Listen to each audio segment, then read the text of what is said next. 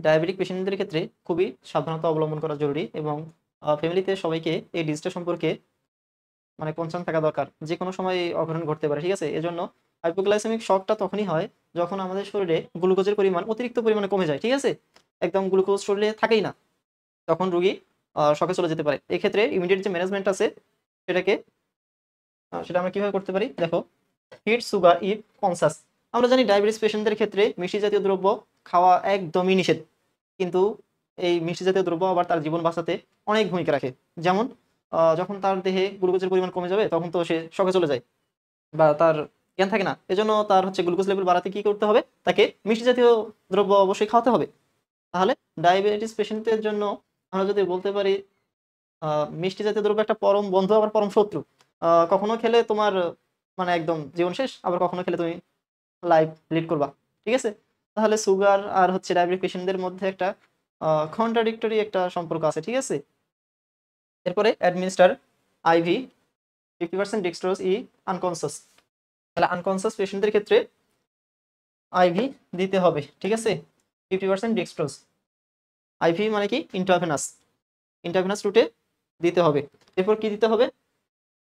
এরপর দিতে হবে গ্লুকাগন আইএম দিতে হবে। আইএম মানে ইন্ট্রামাসকুলার হিপনো আইভি অ্যাসেস।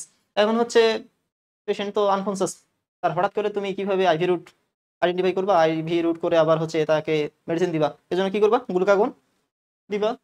এরপরে কি করবা? গ্লুকাগন দিবা, আইভি ফ্লুইড প্লাস মনিটর করবা 15 মিনিট পর পর। একটানা 15 মিনিট আগে পর্যবেক্ষণ করবা যে তার কন্ডিশন কতটা উন্নতি হলো। এরপর আর কি করতে পারো? এরপর অ্যাড্রেনালিন দিতে পারো টু ইনক্রিজ ব্লাড প্রেশার। আইভিতে আইভিতে আমরা কি দিতে পারি? অ্যাড্রেনালিন দিতে পারি। কোন রুটে? আইভি রুটে। কি করার জন্য? ইনক্রিজ বিপি, ব্লাড প্রেশার বাড়ানোর জন্য দিতে পারি। উইথ কিসের সাথে? 500 ml ডিএ। ঠিক আছে? তাহলে এইটা ছিল আমাদের হাইপোগ্লাইসেমিক শক পেশেন্টের ম্যানেজমেন্ট। আশা করি বি গ্রুপের কোশ্চেনও আমাদের শেষ। হ্যাঁ, শেষ। তাহলে এই ছিল আমাদের 25 সালের নার্সিং পরীক্ষার যে ফার্মাকোলজি, ঢাকা বিশ্ববিদ্যালয়ের অধীনে যে ফার্মাকোলজি কোশ্চেন ছিল তার সলভ কিভাবে আমরা আনসার করব।